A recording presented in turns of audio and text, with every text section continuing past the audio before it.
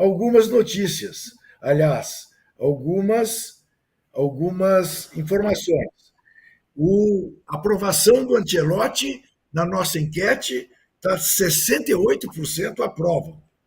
27% preferiam o Jorge Jesus e apenas 5% preferia, preferiam Engraçado, o né? Abel Ferreira. Quando a gente fez a enquete aqui, o Jorge Jesus ganhou, né? Aí agora, com a Foi? notícia do Ancelotti, ele tem aprovação de Não, mas o 68%. Marinho é o fato consumado. Aí ele parte do fato É consumado. Então isso. não tem, não adianta. E também tem a pergunta que se faz, né? Quando você vai dizer que desaprova contratar um técnico que ganhou 5 Champions League, ganhou campeonatos em todo, ninguém vai desaprovar, né? Pô, o cara pode falar assim, não, eu prefiro o outro, mas não vai desaprovar, né? Claro. Eu acho que só um A maluco, pergunta leva a isso, né? Exatamente. só um maluco vai desaprovar. Eu acho que isso, inclusive, foi o grande trunfo do Edinaldo. Ele conseguiu uma escolha que vai ser unânime a aprovação, né? Quem que vai ser o maluco para falar assim, não, esse aí tá faltando currículo para ele. Não, e Hoje tem eu uma estava coisa. entrevistando. Tem uma Hoje coisa que a eu gente tem que entrevistei o Dunga para registrar. perguntar. E o Dunga também falou assim, pô, o cara tem um currículo enorme, né? Ele até fez uma observação que eu concordei com o Dunga. Ele falou assim, a gente só não pode deixar ele sozinho achando que ele vai resolver todos os problemas do futebol brasileiro.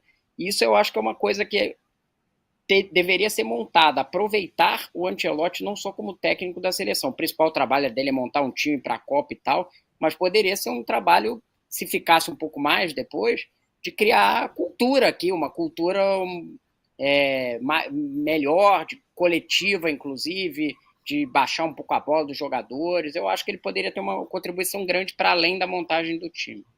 Você tem alguma informação se ele vai trazer o filho como assessor? Porque o filho é assessor dele no Real Madrid. Ainda não. Eu sei que Só vai trazer algum staff, mas ainda não. E ainda também não tenho notícias sobre auxiliares, essas coisas. Aliás, ô Juca, eu só queria fazer um registro em relação ao Ancelotti, que o feito do Edinaldo é muito grande. Porque sempre se especulou, sempre se discutiu sobre trazer um técnico estrangeiro. Não é de hoje. Né? Durante muitos anos se falou isso. É o primeiro técnico estrangeiro a dirigir a seleção brasileira. Porque os outros foram. O Fico dirigir a seleção brasileira? Não, dirigiu o Palmeiras com a camisa da seleção. Né? O tal do Joreca, não sei o quê, dirigiu junto com o Flávio Costa. Oficialmente, como técnico da seleção, é o primeiro técnico estrangeiro. E, ó, eu tive conversando com muito jornalista gringo, eles estão impressionados, assim, virou um fato, tipo, eles estão impressionados como fato da seleção brasileira para um estrangeiro. Todos eles perguntam, e aí, como é que vocês estão vendo isso? Pessoal da FIFA, jornalistas em geral, pessoal da Comebol, como que vocês estão vendo essa coisa? Vou te interromper. Diego Flores pergunta, já imaginou como o Mbappé deve estar se sentindo com o PSG na final da Champions e ele fora? E aí eu te pergunto, Mbappé está fora. Eu já estou sabendo que voltamos. Voltamos, estamos de volta. Porque voltamos. E se voltamos, é porque estamos de volta. E aí eu pergunto ao Marrinha, você acha que a final ficou menor do que se esperava? Ou acha que não? A final da Champions. Não, eu acho que pode se criar essa percepção porque o PSG e a Inter não são o que hoje as pessoas imaginam como sendo os clubes de elite da Europa. O que é um erro no caso da Inter, né? Porque a Inter é um time historicamente grande, né? Na Europa. No caso do PSG, mais ou menos, porque é um time novo rico que nunca foi uma grande potência europeia. Mas eu acho que é por conta disso. Eu acho que a final só ficou menos brilhante por não ter o Yamal e o Rafinha, que são os jogadores que estão mais encantando, principalmente o Yamal, mas o Rafinha talvez seja o melhor aí da... Eu acho que ela ficou menos brilhante nesse sentido. Mas não acho que ela ficou menor, não. Acho que os dois times, das suas formas, mereceram. Tem essa história do Luiz Henrique, tem essa história do Mbappé, que mostra a vitória do futebol coletivo contra o Astro, porque não é que o Mbappé fez uma temporada ruim, ele meteu um monte de gol no Real Madrid, né? Vai acabar a temporada como muito bom. Mas o Luiz Henrique acabou achando um time melhor sem ele do que com ele. E a gente vê naquele documentário que teve sobre sobre o Luiz Henrique, quantos conflitos ele tinha com o Mbappé para mandar o Mbappé fazer as coisas que ele queria e que o Mbappé não fazia, né? que ele falava assim, se você quer ser o Michael Jordan, você tem que marcar também. Que ele usava lá, você gosta de ser o Michael Jordan, lê o Michael Jordan, você tem que marcar também, né? E ele acabou provando que ele tinha razão. Eu acho que independente dele ganhar ou não, o time dele é muito melhor sem o Mbappé do que era com. E essa história da filha dele, né, da filha que ele perdeu e da maneira como ele trata a perda da filha, faz com que eu, por exemplo, vou torcer por ele. Não é nem dizer que vou torcer para o PSG, mas vou torcer por ele. Está dizendo em repetir a foto, né, que ele fez quando fincou a bandeira do Barcelona, não é uma quando ele pessoa foi fácil, campeão. né, Juca?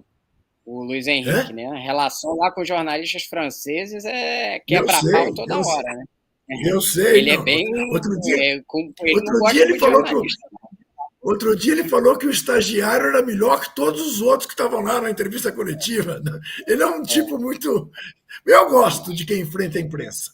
Vamos aproveitar o gancho, Juca, e falar da final feminina da Champions. Não é? Nós estamos falando da final masculina, e tem aí Arsenal e Barcelona, em Lisboa, dia 24. Eu estou acompanhando com maior vontade. Será que no feminino a gente vai? Aliás, no futebol feminino, recebeu uma grande notícia hoje, não sei se é a notícia de hoje, é dessa semana. O Everton, clube tradicionalíssimo na Inglaterra, que está construindo um novo estádio, ia demolir o seu estádio antigo. Resolveu manter esse estádio para realizar ali os jogos do seu time feminino. É o prestígio do futebol feminino na Inglaterra, é muito interessante. Muito legal. Vamos falar de cultura.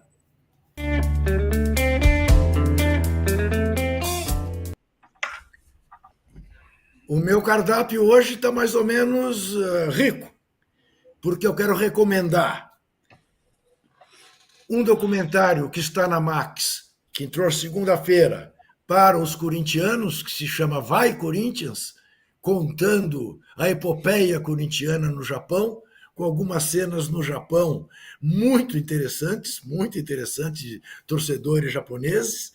É o que o corintiano tem no momento, olhar para trás para ver se alegra com alguma coisa, porque de resto não tem motivo nenhum para se alegrar. A quantidade de documentário que eu já vi sobre 2012, hein? Haja memorabilia, hein, Juca? Mas é que é a grandeza, né? São poucos os clubes no mundo que podem despertar, né, este interesse cultural, né? Livros e filmes e peças de teatro. Aqui no Brasil não tem nenhum que se compare. Isto posto e rejeitada a provocação que vem do Paraguai, eu também quero recomendar, embora tenha restrições, o documentário que também está na Max, Rita Lee, Mania de Você. Por que restrições? Porque, por exemplo, não tem a passagem da Rita Lee pelos Mutantes, o que eu não entendi. Mas tem momentos muito bonitos, e mais do que isso, você acaba de ver, fica com gosto de quero mais, e está na cara que não é o documentário definitivo sobre a Rita Lee. Então, tem espaço para novos documentários, como sempre tem em relação ao Corinthians, time, aliás, que era o time de coração de Rita Lee, coisa que muito rubro-negro morre de inveja por causa disso. Mas não há de ser nada. E quero recomendar o livro O Jogo das Ruas, de Gianluca Florenzano, pela Pris Editora, que é um jogo das ruas, o movimento de atletas contra o racismo.